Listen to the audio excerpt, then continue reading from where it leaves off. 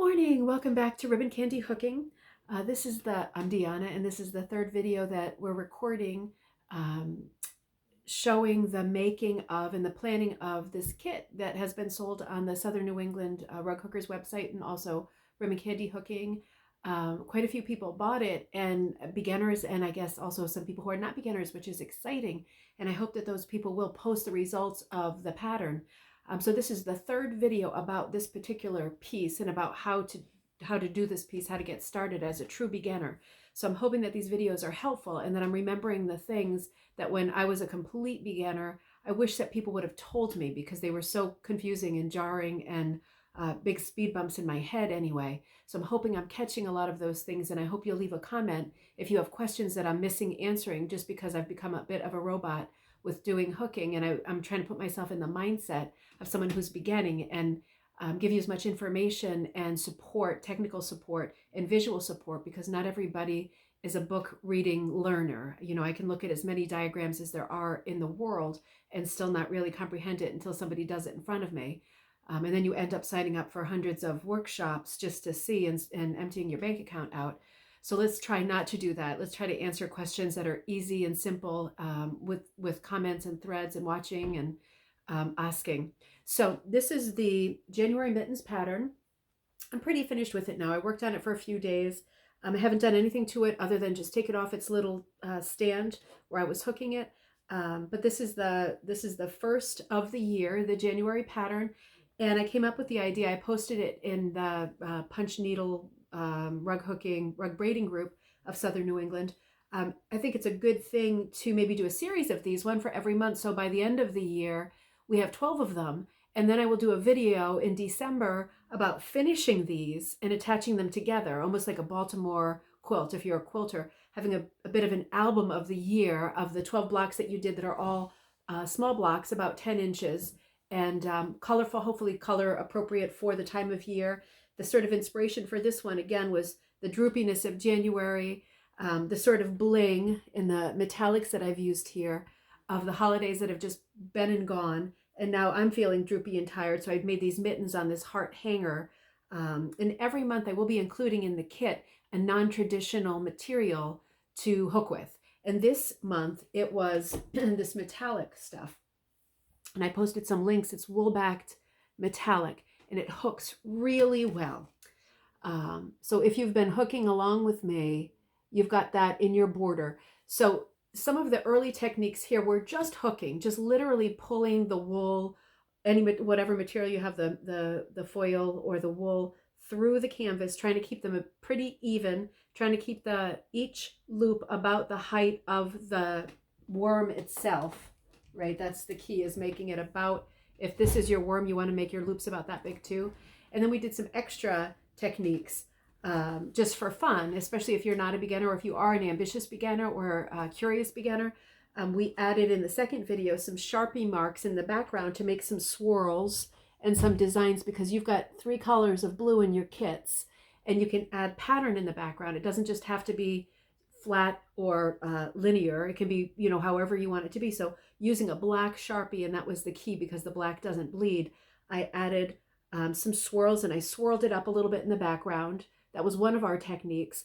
One of the other techniques, of course, was using this metallic material that I found on Etsy, and I posted a link, and I can post more links if you missed it, because I feel like it comes out real well. It's a little bit of bling in the border. I was thinking of the border as a kind of potpourri, as your playground, that when you got to the border, that you could use. You have many extra strips in your kits, and many different colored extra strips. And I was thinking by the time you got to the border, it might be fun to just cut loose and just decide how long you wanted each little piece. Just make it wild and mismatched and a little bit blingy, and you know, the wool's in there too. So all your scrappy pieces are built into the border. So that's a bit of a playground practice space. So those were a couple of the techniques we used in this one. The only thing I will say is at this point, the only thing I need to do really is trim it, and I would stretch it a little bit. But again, because I plan to make this a series of 12, I'm going to talk about finishing this block later in the year when we're on our 12th block. I will do videos in the meantime about finishing, the different ways that you can finish the edges to make it durable. If you're putting your thing down, your rug down on the floor, or if you're hanging it, you have more options because you don't have to really worry about the wear and tear along the border or the perimeter of the rug if you're actually using it as a rug. So we will talk about those things, but for now, I want to move on to the next pattern pretty quickly because I'm already working on the February pattern and kit.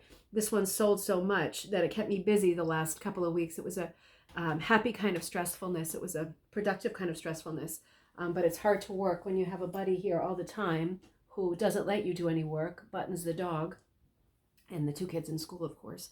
But anyway, I'm going to do a bit of trimming on the top of this. And the only other note I wanted to add about this pattern and this bling that I used, I said in the first and probably the second video that you should always hook your loops on top. You should always have your ends on top and then trim them. And I will be trimming them in just a second. But I will say I broke the rule. I broke the blanket rule for all hookers to keep the ends on top with these metallic loops, because I felt like as I was hooking that I could see too much in terms of the ends sticking up. And it really got to me after a while. If you don't have the same kind of craziness that I have, it might not get to you at all, but it got to me. And in the end, I ended up leaving, if you can see the little ends, I'll trim them down, but these are the metallic ends. These are all the metallic ends I have sticking up because I just didn't like seeing the top of the piece. So that's your choice if you want to do that. I would never do that with wool because it's too easy to accidentally pull it out. But because this metallic material is something different, it's our special non-traditional material of the month.